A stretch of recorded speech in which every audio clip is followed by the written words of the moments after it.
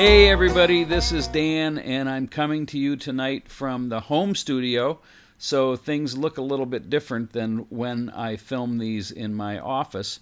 But I wanted to talk to you about the birth of the modern corporation. I thought before we get into the Gilded Age too far that we'd sort of look at the beginning of managerial capitalism, if you will. And for this, we're actually going to read another book introduction. I wish we had time to read the entire work, but for our purposes, this short introduction will work out just fine because it's a good summary of many things. The book is called Railroaded, and it's by a historian named Richard White. And for history majors out there, you probably already know who Richard White is. If you don't, you should know. He's a historian of the West, but he's also well known for Native American history. He wrote a book called The Middle Ground, which is quite well respected. He's a well-known scholar among academic historians. So I would encourage you to look into Richard White and some of his work because it's all quite interesting. Now, the reason I'm selecting Richard White in this introduction for a history of business is because I feel that it's a good summary of not only railroads, specifically the Transcontinental Railroad, which was completed in 1869 after the Civil War, but it also serves as a good introduction to the transition from really small business to this notion of managerial capitalism.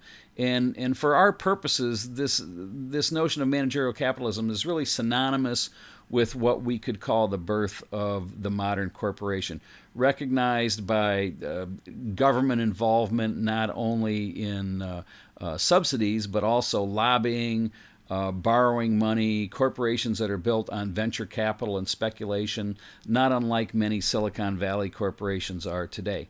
Now, a few things to pay attention to as you read through this is, one, that railroads were heavily subsidized by the government, especially the Transcontinental Railroad. All of that land for the railroads was given to the corporations by the government. So this shoehorns into our discussion about government intervention in capitalism. Now, within the myth of U.S. free enterprise, you'll find that public subsidies and public money, is always lurking around the corner. So this notion of laissez-faire that we've talked about is not always the case.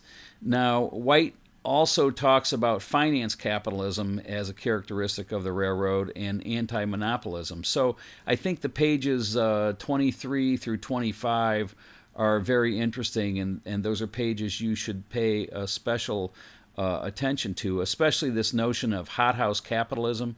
And hothouse capitalism in this concept is analogous to a greenhouse. White is talking about the railroads growing maybe before they were meant to grow in a non-natural state, before there were profits. So think about that when you read about the notion of hothouse capitalism. It's pretty interesting. Also, pay attention to the notion of creative destruction. White talks about it a little bit in the introduction, and especially for business majors, it's the idea that capitalism has to uproot the old order to institute the new and to continue to grow. It's this idea that businesses have to obsolete themselves to succeed, and this is true on many levels. Now, White mentions it in the book, but it's certainly not his concept. There was a famous economist, Joseph Schumpeter, who is someone you should know about if you aspire to be an economist, or maybe you're an econ major.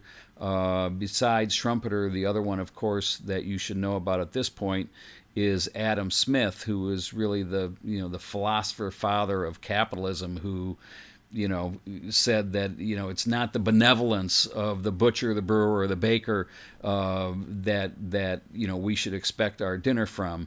But really for regard from their own interests. So Adam Smith talked a lot about capitalism in the sense of greed and self-interest. But really, White's argument in this reading is that railroads weren't built because of real profits. They were not built for a demand for their services, but they were built ahead of their demand.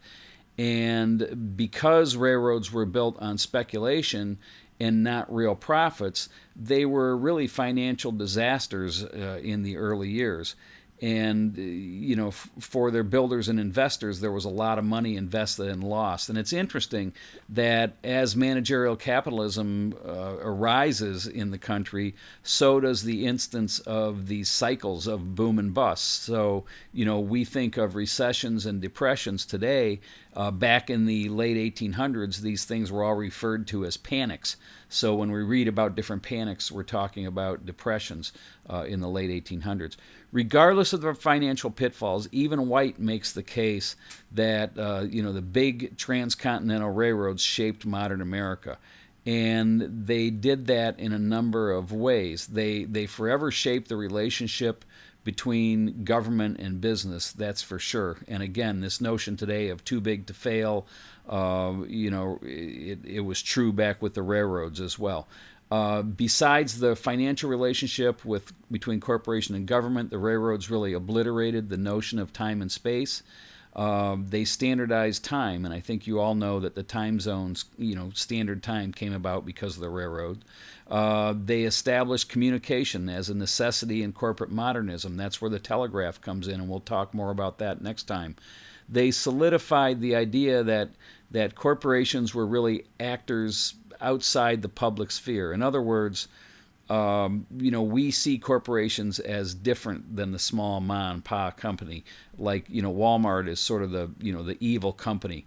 And this public narrative that corporations were evil starts to rise soon after the establishment of the large railroad. Finally, railroads also bred this corporate tycoon, this leader who lived on false profits and often got rich despite the failures of the enterprise itself. As we go through the next few weeks, we'll talk more about this, and we'll be discussing the emergence of large corporations and some of the players we've already met. We're going to talk more about Standard Oil.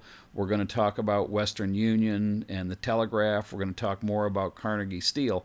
So, over the next week or two, the lectures and the readings will be a little disjointed. We'll probably switch back and forth between technology and business. But when you consider what happened between the end of the Civil War and, let's say, the beginning of the 20th century, it's really the build-out of the country from a transcontinental railroad to the telegraph to the age of big steel and the Bessemer process.